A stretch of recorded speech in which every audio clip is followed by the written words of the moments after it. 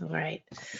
So breath, mindfulness, and I mentioned the word resiliency. And one of the things that we do in my profession is we study this. We study people over time and do a lot of research on how do people come through challenge. And the good news is most people do. Most people come through challenge, but if we bring awareness to practices that help, we can be even better. So let's talk about some of the resiliency practices that we know of that make a difference. One you might be familiar with, and that's gratitude. Practicing gratitude. So gratitude, we can do that in a way that's like, I'm thankful I had food today. And sometimes in the context, that's a big deal. Thankful I have a job, thankful I have a roof over my head, all important. Sometimes we can get into a little bit of a mantra routine with that, and it doesn't feel real. And there's a way of practicing gratitude that is more embodied, that sticks more, and has a bigger impact. And so I think it's important to give yourself the intention to notice gratitude in your lives now. So our brains are search engines. So when we set that intention, we're more likely to find what we're looking for.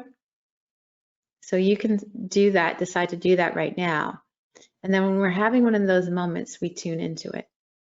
You tune into it. And I'm going to encourage you to tune into it because that moment, like every other moment, is fleeting.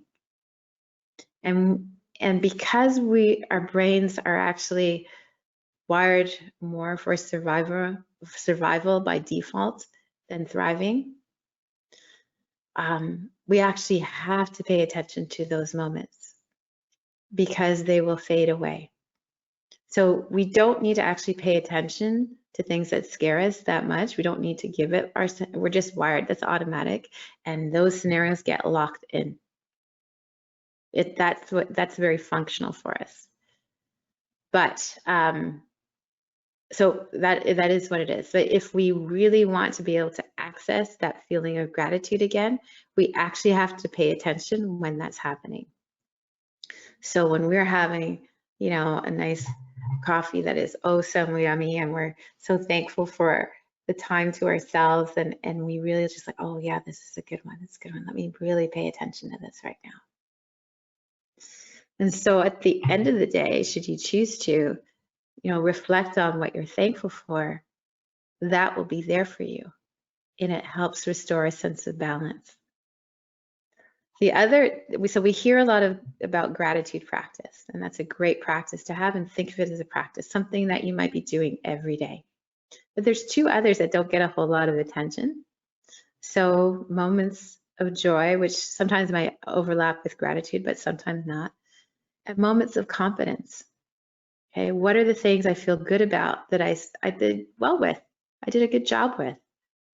So, whether it's some project or the way you handled a conversation that was hard or something you intended to do and completed, whatever it is, note those things, because all of those things are happening at the same time that the chaos and the turmoil is happening. It's all happening, right? So if we can pay attention to all of it, we're actually being present in this experience right now, and that is the balance. It's not about, just be positive all the time.